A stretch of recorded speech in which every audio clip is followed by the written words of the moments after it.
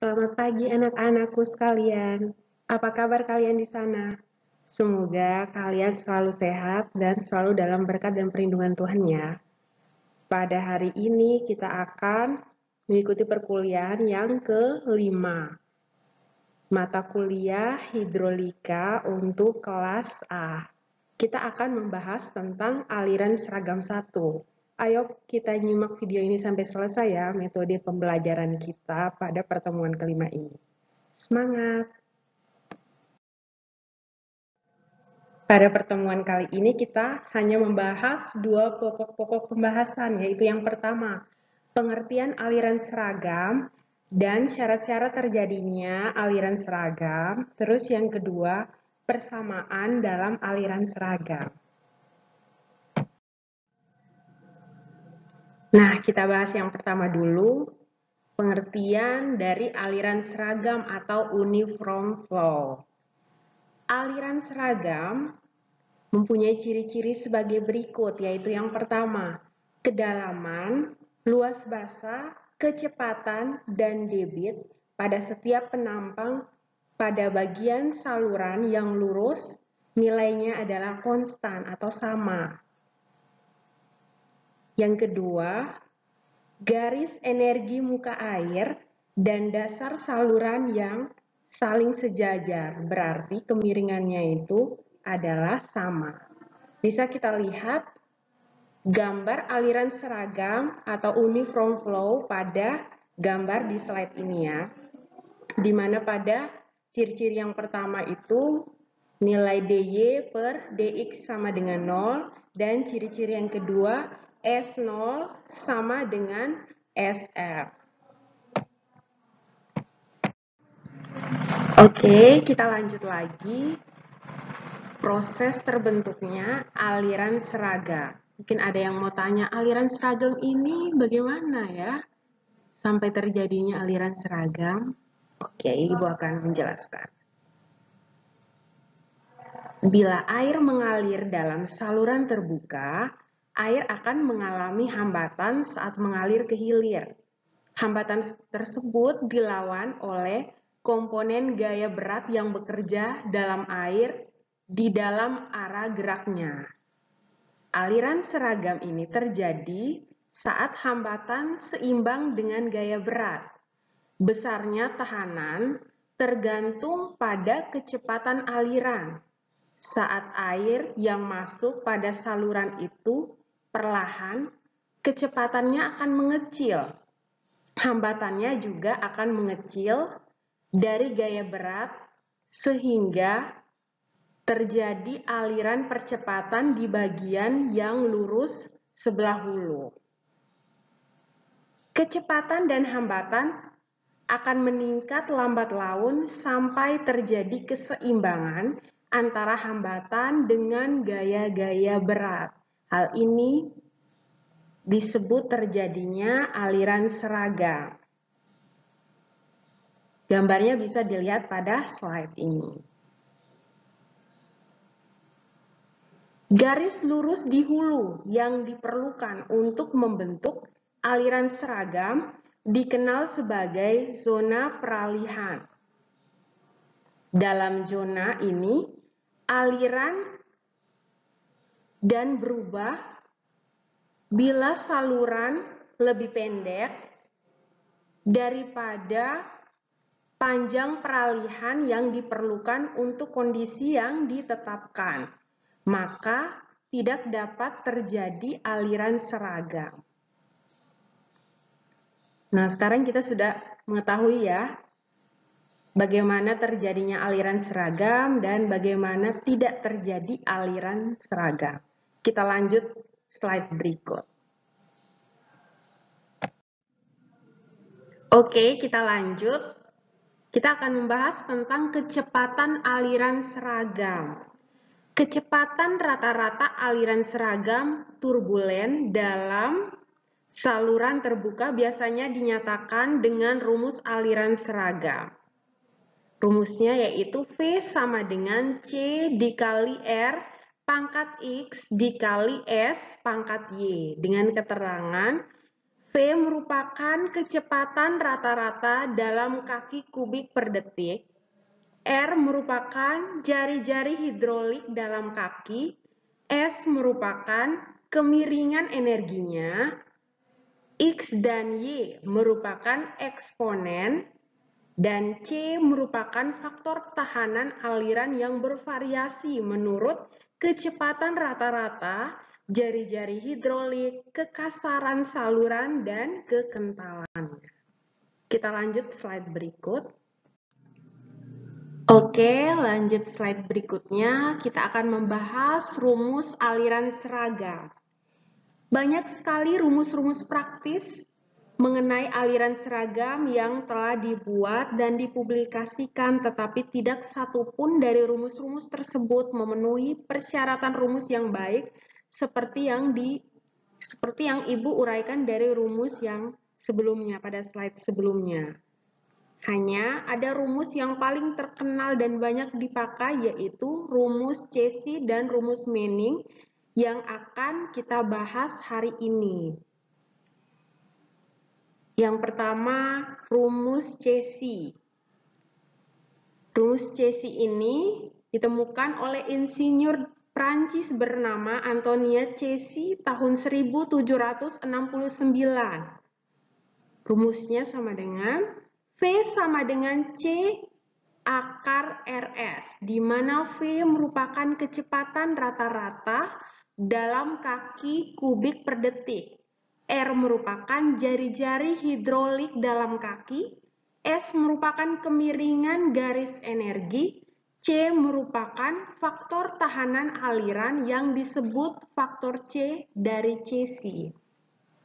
Rumus Cauchy dapat diturunkan secara matematis dengan dua anggapan. Yang pertama, anggapan pertama dibuat oleh Cauchy, mengatakan bahwa gaya yang menahan aliran persatuan luas dasar aliran air adalah sebanding dengan kuadrat dari kecepatan, yaitu bahwa kecepatan ini sama dengan K dikali V kuadrat. Dengan K merupakan suatu konstanta perbandingan.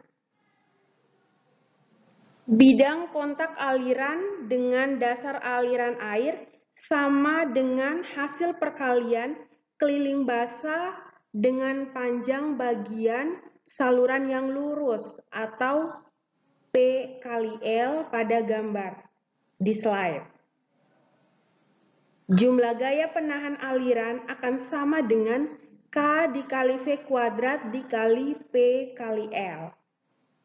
Yang kedua, anggapan kedua.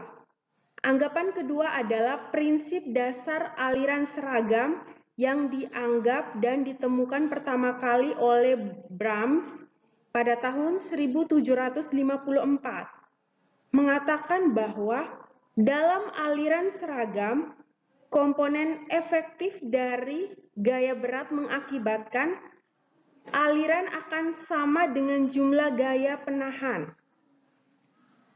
Komponen efektif gaya berat pada gambar di slide sejajar dengan dasar saluran dan sama dengan W dikali A dikali F sin theta sama dengan W dikali A dikali L dikali S. Dengan keterangan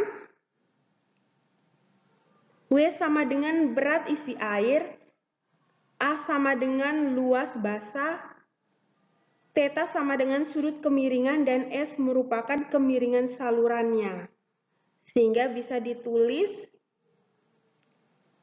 W kali A dikali L dikali S sama dengan K dikali V kuadrat dikali P dikali L. Sehingga bisa dikatakan V sama dengan akar dari W dikali K dikali A dikali P dikali S sama dengan C akar R S. Seperti pada rumus ini. Oke, selanjutnya kita akan membahas faktor C hambatan CC. Seperti yang dibahas pada slide sebelumnya, C adalah faktor tahanan aliran yang disebut faktor C dari CC. Nilai faktor C tersebut diuraikan oleh 3 rumus, yaitu yang pertama rumus Ganguillet-Coulter, kedua rumus Bézin, yang ketiga rumus Powell. Kita akan bahas sama-sama, yaitu yang pertama rumus Ganguillet-Coulter. Rumus ini ditemukan oleh 2 orang insinyur dari Swiss, yaitu Ganguillet dan Coulter pada tahun 1869. Rumusnya bisa dilihat pada slide dengan keterangan N merupakan koefisien kekasaran, R merupakan jari-jari hidrolik, dan S merupakan kemiringan alirannya. Kita lanjut slide selanjutnya.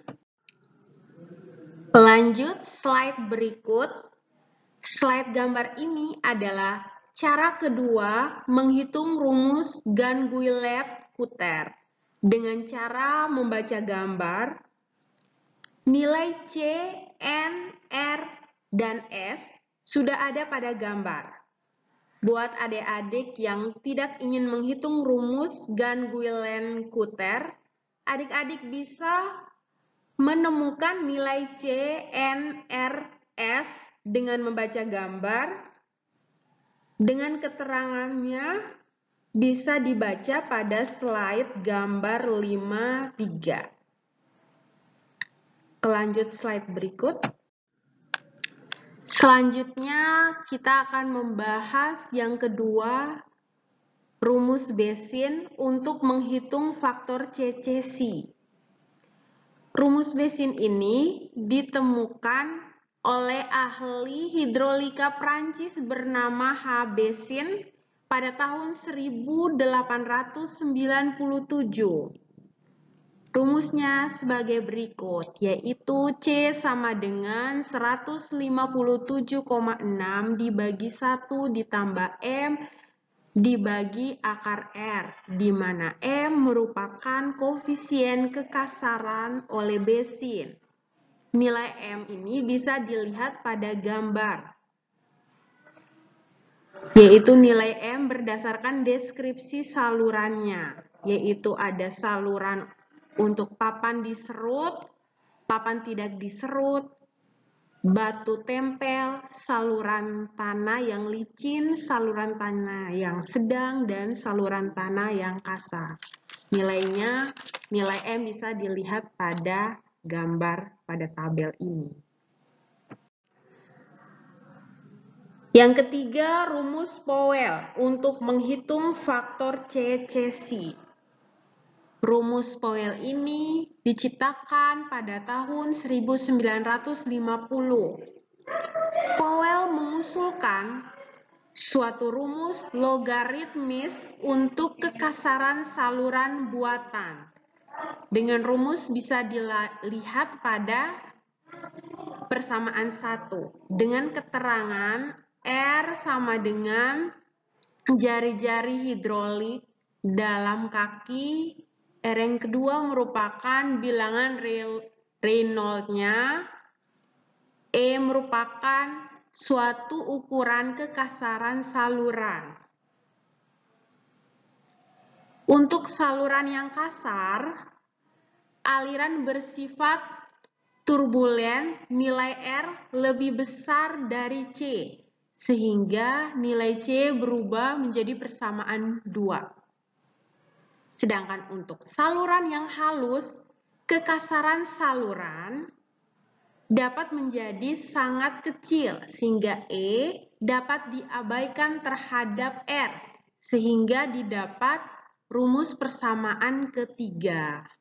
Untuk nilai E, yaitu merupakan suatu ukuran kekasaran saluran, nilainya bisa dilihat pada gambar di slide ini.